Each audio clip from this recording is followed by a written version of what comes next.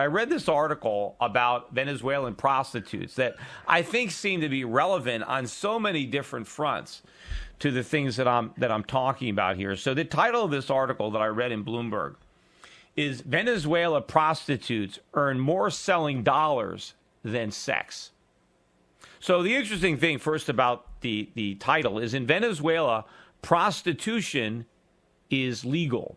And, you know, I don't have any problem with that. I think it should be legal. So prostitution is legal in Venezuela.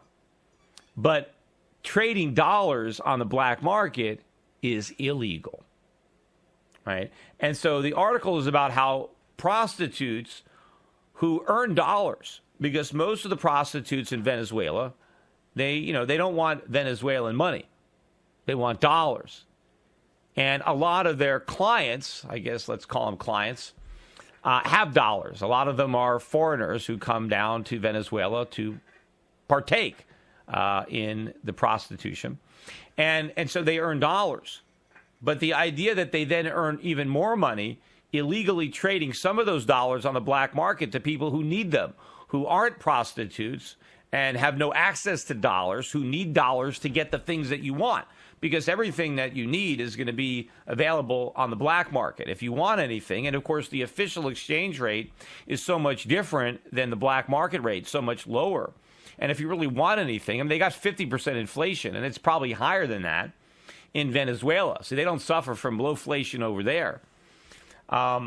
So it's when the prostitute sells her body, that's totally legal. But when she sells the dollars that she earns by selling her body, now she's breaking the law. See, now they want her to lock her up. But the story gets really interesting, too. First of all, the amount of money that the prostitutes, the Venezuelan prostitutes, are charging is $60 an hour. Now, I guess that's the average, right? $60 an hour. So some are probably cheaper, right? And some are probably more. But the standard rate is $60 an hour. Now, to put that in perspective, because obviously, I mean, that sounds pretty cheap. I mean, I don't really know what prostitutes earn here, but I'm sure they get a lot more than $60 an hour. So, some people might think of taking a trip down there. Venezuela's got some very, very beautiful women. I mean, if you ever watch these Miss Universe pageants, it's usually Miss Venezuela that wins. I mean, maybe every other time, every third time. I mean, more women from Venezuela have won the Miss Universe than from any other country. And Venezuela is not that big a country, right? There's maybe 30 million people there. Yet they keep winning these pageants. And if they don't win, they're in the top 5. They're one of the runner-ups. In fact, I'm sure that some of the runner-ups in the Miss Venezuela pageants that lose, that don't go to Miss Universe, they would win if they got there. So the number 2 woman in Venezuela might have been able to take the top spot. Now, I know they get some help from plastic surgery, but that might be the case for all the Miss Universes. But so there's probably some nice-looking women down there charges $60 an hour. So I can imagine a lot of tourists are coming down there just for that reason. But I read in the article, it mentions that there's a woman living on the minimum wage. And the minimum wage in Venezuela is $60 a month. That's the same thing that these prostitutes are earning in an hour. And so I did the math. If you take a $7.25 minimum wage in the U.S., in order to earn that much an hour on a relative basis, a prostitute in America would have to earn $1,250 an hour, which seems to me to be pricey. There could be some Heidi Fleiss type, really high-end women that could earn that. But, I'm sure the $60 an hour prostitutes in Venezuela are, that's the average. I mean, they probably have some real top-notch women down there that can make $100 or $200 an hour, which would equate to many thousands of dollars an hour here in the U.S. But then again, that's not all they earn, because once they earn these dollars, the dollars that they don't use themselves, they're able to trade them on the black market and make even more money. So that's just the beginning. I mean, if they're making more than $60 an hour on the black market, then they're actually making more than $120 an hour Well, although they might not work, every hour, right? They probably, maybe they have some downtime while, between Johns, where maybe they're looking for the next customer. So I'm not really sure, but how much they're making, on an hourly basis. But I don't know how many hours they spend on the black market. They could get all their black market trading done very quickly. Maybe there's somebody that they work with there, and they're able to make money. But I mean, part of what I want to talk about is, this is another source of demand for dollars. I mean, one of the reasons that Americans get to enjoy a abated inflation rate here as far as consumer prices are concerned is because a lot of the money, a lot of the dollars that the Federal Reserve creates end up going, to Venezuelan prostitutes. And these women are not taking vacations in the United States and spending their money here. They're spending their money in Venezuela. They're buying food, they're buying makeup, they're paying their rent, they're doing whatever they're doing. Those dollars are permanently circulating in Venezuela, part of the black market Venezuelan economy. So those dollars are not in the United States bidding up prices. Now, if Venezuelan prostitutes decided that they didn't want dollars anymore, they wanted euros or they wanted RMB or they wanted gold or some other form of payment, who knows? Maybe some of them will want bitcoins. I don't know. But to the extent that they did, that's less demand. Now, on the margin, I mean, I don't know how many dollars these gals are earning, but, it would have a compounding effect. You have similar black market economies all around the world. I mean, if you have articles now about the Russian economy trying to de-dollarize because of all the threats of sanctions on Russia. So they need to kind of get out of the U.S. banking system so they're not, at our mercy. They're not transacting all these payments in U.S. dollar wires that the U.S. government has control over.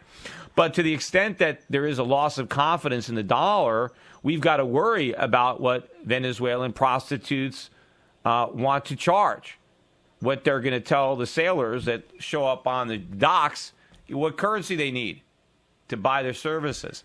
But right now, part of the reason that the dollar has value, it's not just because OPEC will take them, but because there's a prostitute in Venezuela that will take those dollars. So there's value for the dollar. You can get something for your money. But, you don't know how much longer that's going to be. But what the Venezuelan prostitutes don't want is Venezuelan currency, right? And that might be the situation in America one day, not just for prostitutes, but it might be a situation one day in America where U.S. dollars are not welcome, where if you got something valuable to sell, like these prostitutes, you want something else. You want to be paid in some other currency. Why don't they want the Venezuelan money? Because it loses value too much. Why don't they want it? Because they can't buy the things that they want with Venezuelan money. They need dollars. Okay? But another really interesting aspect of this story, part of the thing about Venezuela, and of course Hugo Chavez isn't alive anymore, but when he was, I mean, it was all about equality, right? The impetus for Venezuelans' government was equality for the people, right? Redistribution of wealth with the goal being equality, right? This is like a liberal paradise down there.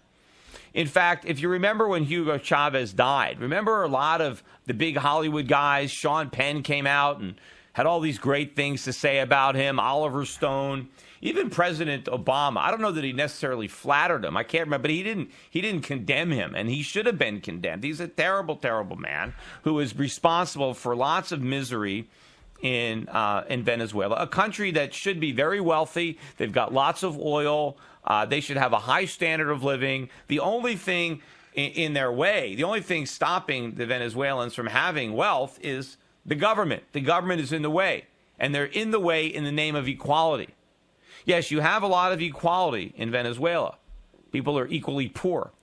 But you know how if you're a girl in Venezuela and if you don't want to be poor, well, you just become a prostitute.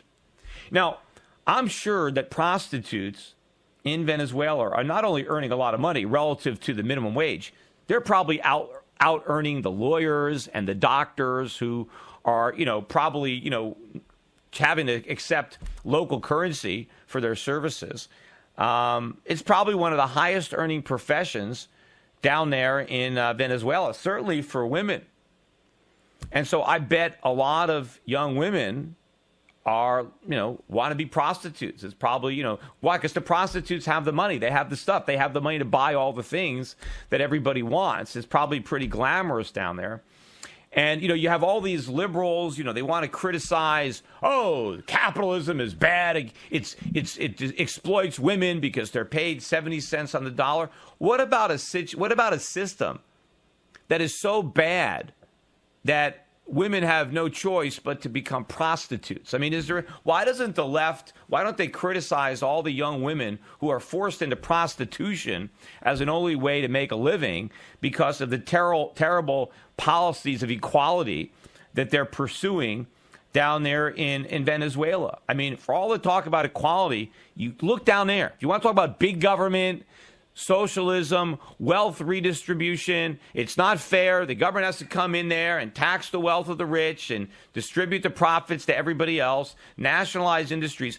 Go just take a look at the horrible situation in Venezuela, how you can take a country that should be rich and break it, and then create a situation where the best way out of poverty, the only way out for all these Venezuelan women, is to turn to prostitution. And that's the government that's driving them into prostitution.